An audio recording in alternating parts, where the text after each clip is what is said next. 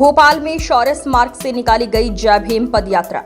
मंत्री विश्वास सारंग ने हरी झंडी दिखाकर जय भीम पद यात्रा का किया शुभारंभ। भारत रत्न डॉक्टर भीमराव अंबेडकर की 134वीं जयंती की पूर्व संध्या पर जय भीम पद यात्रा का आयोजन। मंत्री विश्वास सारंग ने भारत रत्न डॉक्टर भीमराव अंबेडकर एवं भारत माता के चित्र पर पुष्प अर्पित कर किया नमन। पद यात्रा में हजारों की संख्या में युवा हुए शामिल।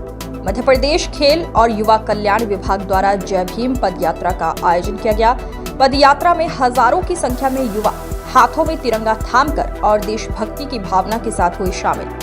बोर्ड ऑफिस चौराहे स्थित भीमराव अंबेडकर की प्रतिमा पर माल्यार्पण कर अर्पित की गई श्रद्धांजलि। भारत रत्न डॉक्टर भीमराव अंबेडकर की 134वीं जयंती पर पूरे देश में जय भीम पद यात्रा का आयोजन। ये केवल पद यात्रा नहीं बल्कि डॉक्टर भीमराव अंबेडकर के विचारों को आत्मसात करने का संकल्प है। मंत्री विश्वास सारंग जय भीम पद यात्रा के माध्यम से भीमराव अंबेडकर के प्रति कृतज्ञता ज्ञापित कर रहे हैं। मंत्री विश्वास सारंग पद यात्रा शौर्य स्मारक से प्रारंभ होकर बोर्ड ऑफिस चौराहे स्थित भीमराव अंबेडकर की प्रतिमा की परिक्रमा लगाकर शौर्य स्मारक पर हुई समाप्त।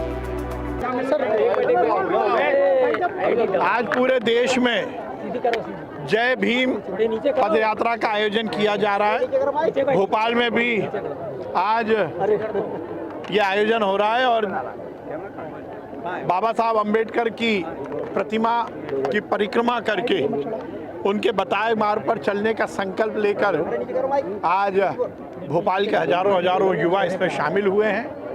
बाबा साहब का योगदान निश्चित रूप से इस देश के लिए अविस्मरणीय है। उन्होंने इस देश की आज़ादी के बाद हमारे संविधान का निर्माण किया और उस संविधान के माध्यम से आज हम दुनिया के सबसे बड़े लोकतंत्र के रूप में स्थापित हुए हैं। आज सभी युवाओं ने इसी बात का संकल्प लिया है कि हम संविधान का अक्षरशः पालन करते हुए इस देश के नवनिर्माण में अपना सर्वस्व निछावर करेंगे। का निर्माण किया, ये हिंदुस्तान दुनिया का सबसे बड़ा गणतंत्र बन सके, इसका मार्ग प्रशस्त किया। डॉक्टर भीमराव अंबेडकर जी का योगदान इस देश के नवनिर्माण में बहुत अहम है और आज हम उनकी 134वीं जयंती के पूर्व संध्या पर जय भीम यात्रा इसीलिए निकाल रहे हैं कि इस देश का युवा उनके बताए मार्ग पर चले। ये देश दुनिया का सर्वश्रेष्ठ राष्ट्र बने। हमारे देश के यशस्वी प्रधानमंत्री नरेंद्र मोदी जी का सपना है 2047 जब हम आजादी के 100 वर्ष पूर्ण करेंगे और उस अवसर पर ये देश विकसित राष्ट्र के रूप में स्थापित हो, एक शक्तिशाली, एक वैभवशाली हिंदुस्तान का हम निर्माण कर सके, एक ऐसा हिंदुस्तान जो पूरी दुनिया को दिशा दिखा सके। और उसके लिए बहुत जरूरी है कि इस देश का युवा पूरी तत्परता के साथ खड़ा हो, इस देश का युवा संविधान को जाने, इस देश में अपने अधिकार के साथ साथ अपने कर्तव्य को भी जाने। और यही शायद हमारे लिए बहुत महत्वपूर्ण होगा। यदि आगे आने वाले समय में इस देश को आगे बढ़ाना है तो इस देश में रहने वाला हर व्यक्ति अपने अपने रोजमर्रा के काम के साथ साथ इस राष्ट्र, इस समाज के पुनर्निर्माण में भी अपना सर्वस्व निछावर करे। यही हमारे पूर्वजों का सपना था। यदि आज हम आजाद हिंदुस्तान में जी रहे हैं तो ये आजादी हमें तश्तरी में रखकर नहीं मिली। हजारों क्रांतिकारियों ने अपने प्राणों को निछावर किया।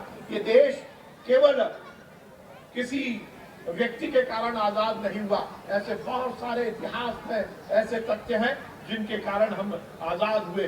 गांधी जी ने हमारे इस देश की आजादी का नेतृत्व किया। उन्होंने इस देश की आजादी को हमें दिलाया। उन्होंने ये सुनिश्चित किया कि ये देश एक स्वतंत्र राष्ट्र के रूप में स्थापित हो सके और उसके बाद इस देश को सही रूप देने का काम हमारे उन पूर्वजों ने किया जिन्होंने देश का नवनिर्माण किया।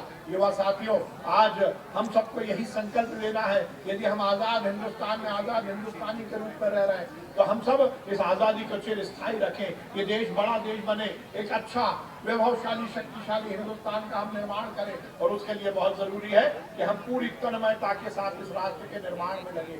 यहाँ पर जो हमारे युवा साथी बैठे हैं उसमें से बहुत बड़ी संख्या में हमारे खिलाड़ी हैं जो इस देश का नाम रोशन कर रहे हैं। मैं उनको भी आह्वान करना चाहता हूँ। यहाँ मैं देख रहा हूँ स्कूल के बच्चे भी हैं, मैं उनको भी आह्वान करना चाहता हूँ। ये भारत माँ तुम्हें पुकार रही है। आजादी के पहले इस देश में नारा था कि आजादी के लिए, इस देश के लिए मरना होगा, पर आजादी के बाद ये नारा बदला है कि इस देश के लिए जीना होगा। और यदि देश के लिए जीने की मैं बात करता हूं तो ये सुनिश्चित करना है कि हमारा जो भी काम है उसमें कहीं ना कहीं हमारा मंतव्य कि देश का नवनिर्माण हो। हम नौकरी करते हो, हम बिजनेस करते हो, हम राजनीति में हो, हम पत्रकार हो, हम जहां भी हो, हम छात्र हो, हम खिलाड़ी हो, हम जहां भी है, हमें ये सुनिश्चित करना पड़ेगा कि हम अपने कर्तव्य का पूरी तरह से निर्वहन करें। यदि हम लोकतंत्र की बात करते हैं तो बहुत बार लोकतंत्र में केवल डॉक्टर भीमराव अंबेडकर अमर रहें। आज के इस कार्यक्रम में हमारे बीच में उपस्थित भोपाल की महापौर आदरणीय मालती राय जी, हमारे एसीएस आदरणीय मनु श्रीवास्तव जी, हमारे डायरेक्टर आदरणीय राकेश गुप्ता जी,